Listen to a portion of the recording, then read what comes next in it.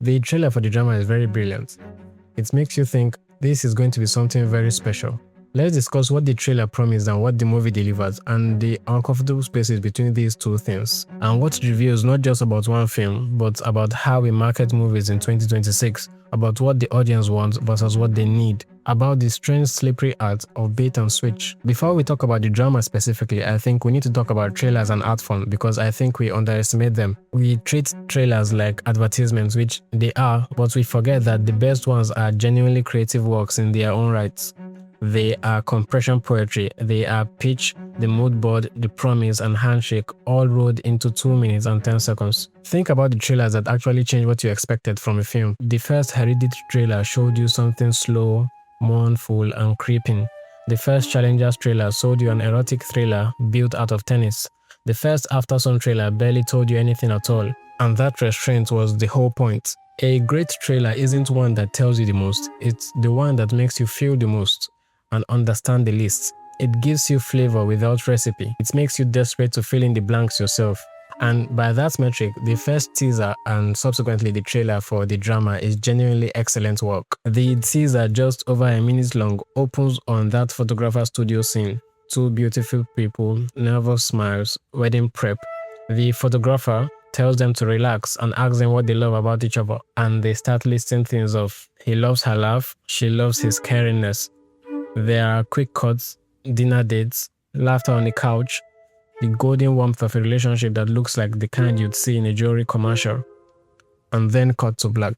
A title card from the director of Dream Scenario. And that one line does an enormous amount of heavy lifting. If you've seen Dream Scenario, Borgli's 2023 Nicolas Cage film about a man that starts appearing involuntarily in everyone's dreams, only to be publicly shamed and cancelled, then you know something is coming. You know this warmth is a setup. You know the photographer asking them to smile naturally is a thesis statement disguised as a stage direction, because Borgli doesn't do naturalism, he does performance. His entire filmography is about performance of self, the gap between who we are and who we present ourselves to be. So from the jump, the trailer is operating on two levels. For the casual viewers, it looks like a charming, slightly tense romantic drama about a couple before their wedding.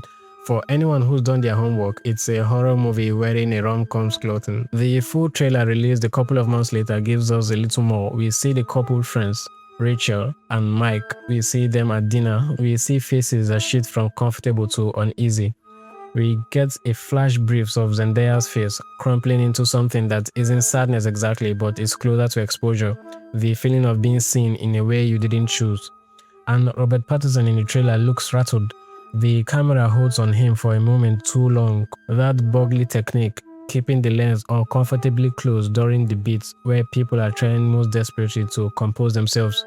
The trailer ends on ambiguity. There's no "what does she know" title card. There's no dramatic musical sting. There's just that title, the drama, and silence. It's brilliant, and here's why. The trailer showed you exactly what Borgli's filmography has been about: social performance, moral fragility, the uncomfortable intimacy of revealing yourself to people who love you without telling you a single thing about the film's actual central controversy.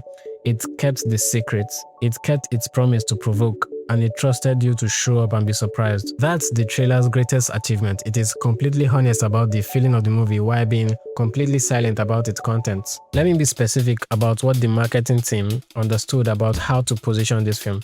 First, the stars. Zendaya and Robert Pattinson are not just cast here for their talent, although both of them are genuinely extraordinary. They are cast as archetypes. Zendaya, following Challengers, is now shorthand for a certain kind of watchability, the kind where you can never quite read her. She draws you in and holds you at arm's length simultaneously. Pattinson, post The Batman, post Good Time, post Lighthouse, has spent the last decade systematically dismantling his own prettiness in service of increasingly unhinged characters. Casting them together is a statement. This will be beautiful, but it will also be very uncomfortable. The trailer leans into this beautifully. We see them at their most photogenic. The studio, the warm light, the easy smiles, and that perfection itself becomes a source of unease, because we know Pattinson doesn't do easy smiles for long. We know Zendaya's restraint always cost her something. Second is the tone. The trailer walks a tonal line that is genuinely hard to pull off. It's not quite comedy, it's not quite thriller. It's something closer to what I would call social dread, that particular flavor of anxiety that comes from a gathering where everyone is performing okayness while actually being very much not okay. Anyone who's attended a wedding, hosted a dinner party, or sat through an awkward family holiday knows this feeling very well.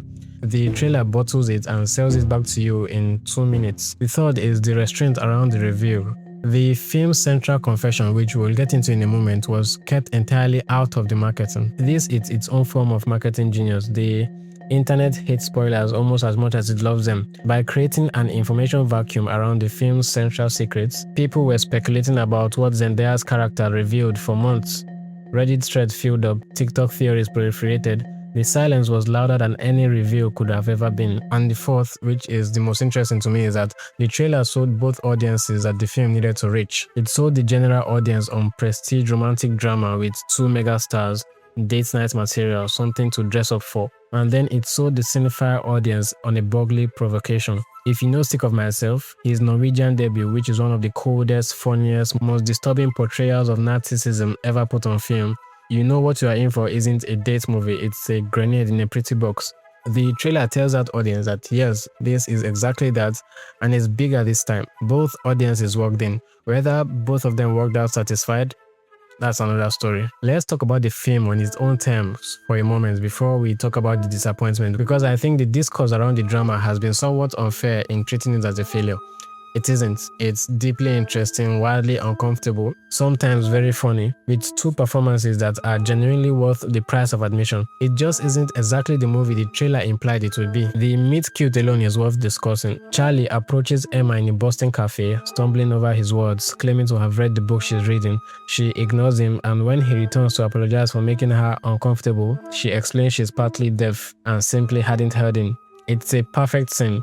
Funny, self-deflating, and immediately humanizing for both characters. More importantly, it tells you something about Emma before anything else does.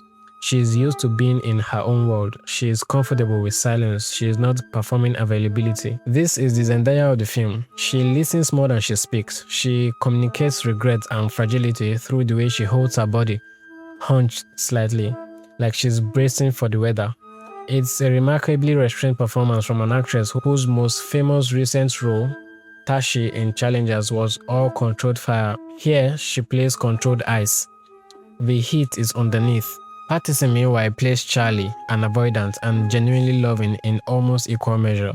He's a man who is kind until kindness becomes inconvenient, and the film is very precise about when that line gets crossed. His museum scenes, his professional world where he is composed and authoritative, contrast beautifully with the scenes at home where he is increasingly unraveling. Pattinson has almost been exceptional at playing men who are one thread away from coming apart. He is in his element. The supporting cast is also worth highlighting. Alana Haim as Rachel is doing something sneaky and great. She plays Rachel as warm and funny for the first act, then watches that warmth curdle into something much uglier in the second.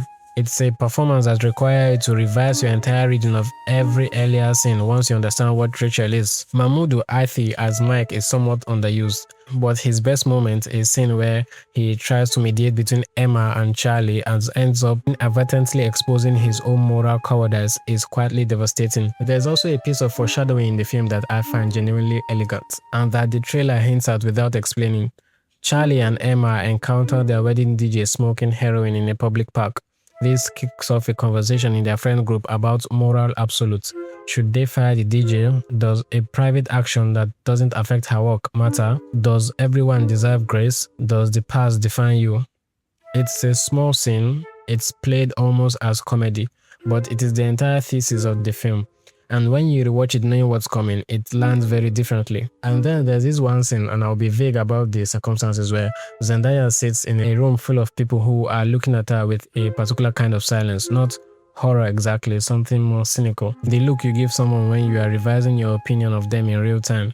And the camera stays on her face as she absorbs this. No music, no cutaways, just her face processing what it means to be suddenly irrevocably seen. That scene alone justifies the film's whole existence. Here's the thing about the drama trailer. It promises you a film with the courage of its convictions. A film that is going to push through the discomfort, not just gesture at it. It films that ends its provocation.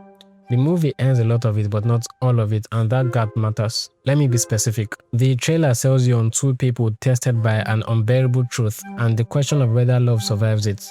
That's the film you're expecting, and for the first hour, that is more or less what you get. The film is controlled, precise, genuinely funny in a Borgli way, which is to say funny in a way that makes you slightly ashamed of yourself for laughing.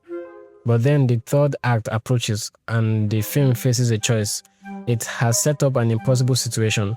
A woman whose partner, friends, and by extension the audience are all sitting in judgment of a decision she made at 15.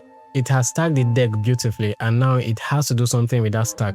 And Borgli doesn't quite go there. The film refuses to commit to anything it sets in motion. Charlie's journey inward, his confrontation with his own complicity, his avoidance, his reputational management instinct is hinted at but never fully arrived at. His spirals, yes, but the spiral doesn't teach him anything we couldn't have predicted. He oscillates between fear and love without ever landing on a real reckoning with what the fear actually says about him. Emma, worse still, is often a cipher in her own story. She is the one sitting in the defendant's chair, as one critic put it, but the film doesn't give her nearly enough space to articulate or feel or process what actually is happening to her. The flashbacks of young Emma, meant to illuminate her psychology, are described by even sympathetic reviews as scattered and throwing stuffs into ether. The trailer, with its beautiful images and its careful ambiguity, promised a film that would sit in all of the complexity and refuse easy resolution. The movie does sit in it, but not long enough, not deeply enough. It gets to the edge of the cliff and it looks down and it takes a small, unsatisfying step back. This is the most common complaint leveled at the drama, and I think it's a very fair one. Not because it's a bad one, but because the trailer made a contract with the audience about the level of intellectual and emotional courage the film was going to bring. And the film honored maybe 70% of that. 70% is a lot, but it's still not everything. And for people that were promised everything, 70% feels like a betrayal. So here's where we land. The trailer for the drama is an extraordinary piece of marketing. It is honest about the film's tone, honest about its emotional register, but completely dishonest about its content. It creates a specific kind of anticipation, and it ends that anticipation through crafts rather than manipulation. The film itself is good, more than good, it stretches. If you had to take one thing from this essay, let it be this. The drama is worth watching, but watch it knowing that the trailer made you a promise and decide for yourself after whether or not the film kept it. Okay, that's it for this one. Catch you in the next one.